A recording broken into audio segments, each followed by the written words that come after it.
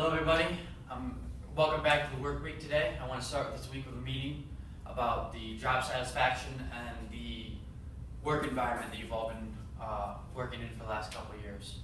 I've interviewed all you guys, got a lot of great feedback from you, and hopefully got some information to be able to help you moving forward. So we're going to start, as the screen says, we're going to start with performance expectations and the ability to achieve those expectations. And we'll go right into reinforcement, feedback, talk about the fairness of it, talk about if it's worthwhile, and finish with some recommendations.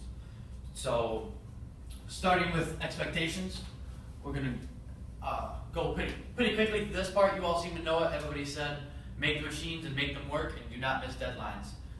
You know that your hours are going up as deadlines come, so I'm not going to talk about that too much. You all seem to have a firm grasp on that. Moving forward, we have the ability to achieve, and you all know that every goal is challenging to make. The project manager does that on purpose. They like to challenge you, like to promise the customer more than they probably should be able to, and you just can't miss that deadline as an engineer. So that means working up to 70, 80 hours a week as the deadline's coming up, whatever you have to do to get it done. I remember somebody mentioned about when Ford came in late September last year, and you had to be here. He wanted to meet at 7 o'clock in the morning on a Saturday.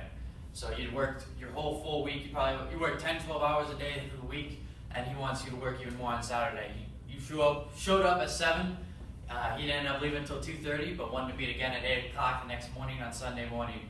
And you all had to, on the short rest, come back and get right back to work. So that's an expectation that you guys have, and it's not a good one. And we'll touch on that a little bit more in the recommendation section. Moving forward, reinforcements. You all know that there's plenty of negative reinforcement if you get anything wrong. The project manager will come at you and not be afraid to tell you right to your face about how bad the mistake was.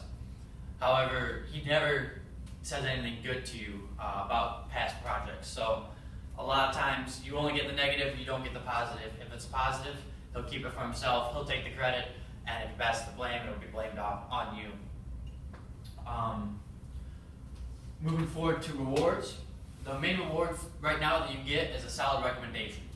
And you all know that you change jobs every 3 to 5 years, change companies. That's just kind of the nature of your work. So you all want that project manager to give you that recommendation and move on to the next job and be able to work somewhere else. That's always big for you guys, and that's all you really need. However, you all said that you'd like a couple more.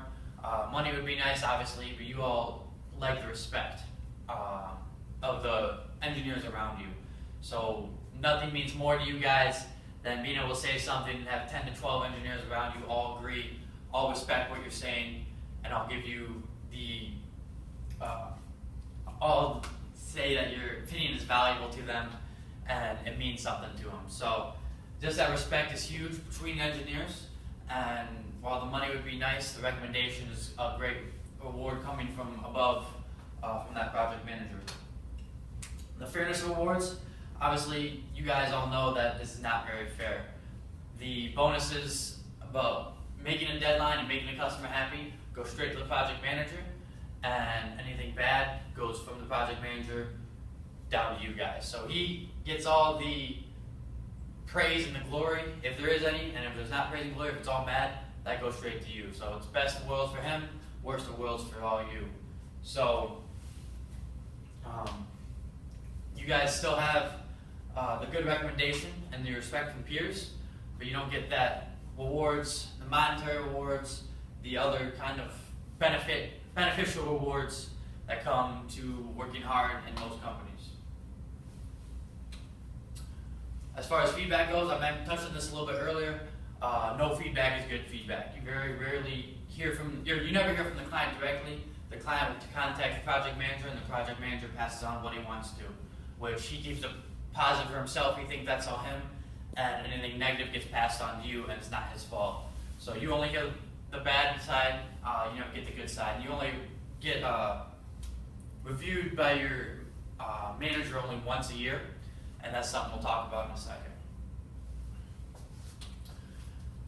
As far as recommendations go, we're going to start at the top with more awards for successful projects.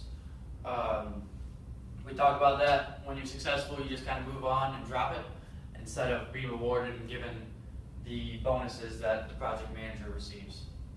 It'd also be great to hear the feedback from the customer. I believe the engineers, the ones who made the project, should be on that phone call when the client calls to give us a review on the project. That way you guys can hear the good side, the good feedback, and also you are the ones who built the project, so you'll know how to help him if he's having any problems, rather than him just being mad at the project manager, which in turn gets funneled down to you. And lastly, about those evaluations from supervisors, you mentioned it, Brad just mentioned it a second ago, you only get once a year. You'd like to hear 3 to 4 times a year, so doing that quarterly would be fantastic.